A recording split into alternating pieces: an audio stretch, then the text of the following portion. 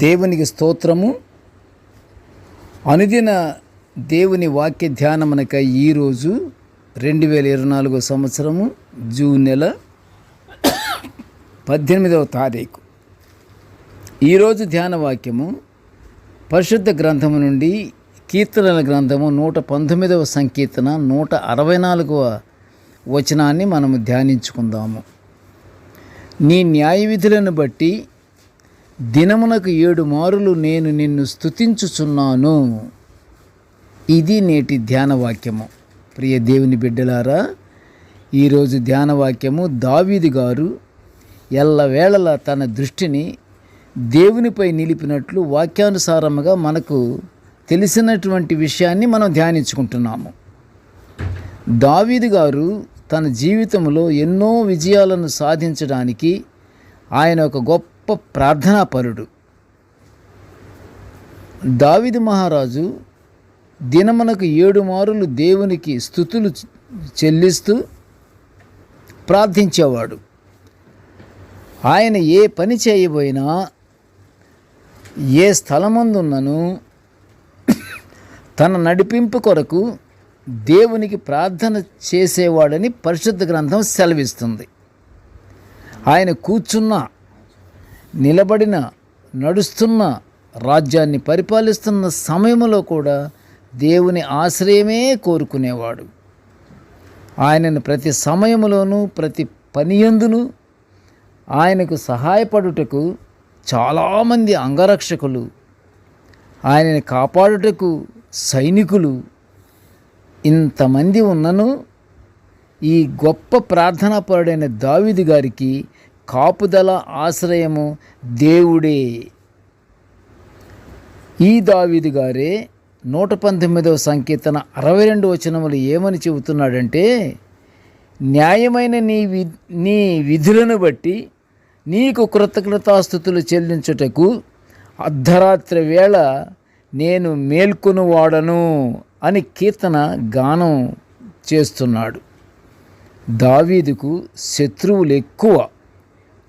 కీర్తనలు 5వ సంకీర్తన 8వ వచనములో ఆయన కొరకు పొంచియున్న వారిని బట్టి దేవుని నిత్యానుసారముగా దావీదు గారిని నడిపించమని దేవునికి విజ్ఞాపన చేస్తున్నాడు.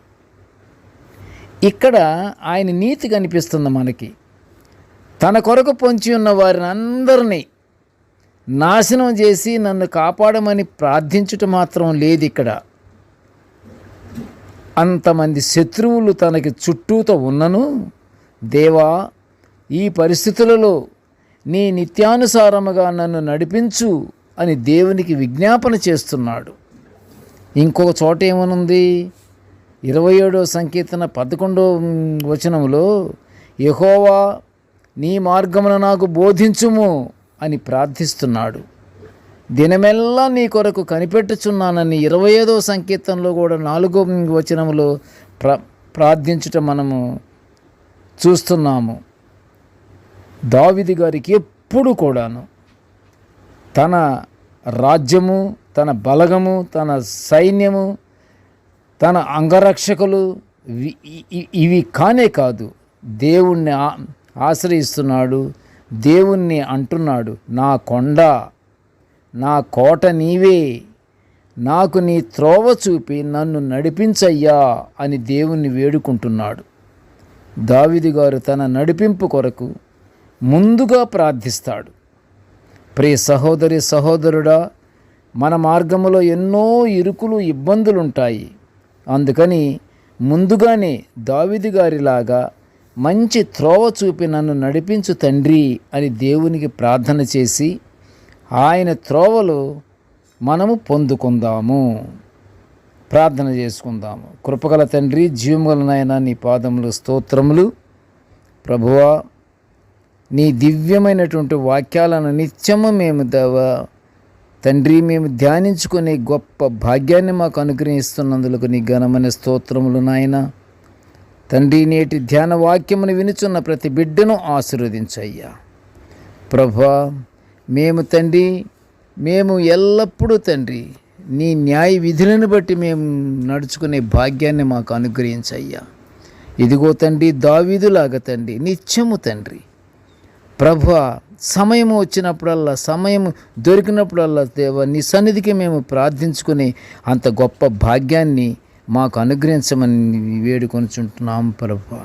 నాయనా, మేము ఎల్లప్పుడూ తండ్రి నీవు మాకు మంచి త్రోవలు మాకు చూపి, ఆ త్రోవలు యందు తండ్రి నీకు నమ్మకమైన బిడ్డలముగా మేము నడిచే భాగ్యాన్ని అందరికీ అనుగ్రహించమని ఈ మనవులన్నీ యేసయ్య నామమున వినయముగా వేడుకొంచుంటున్నాము తండ్రి.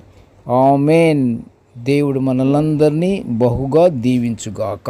ఆమేన్.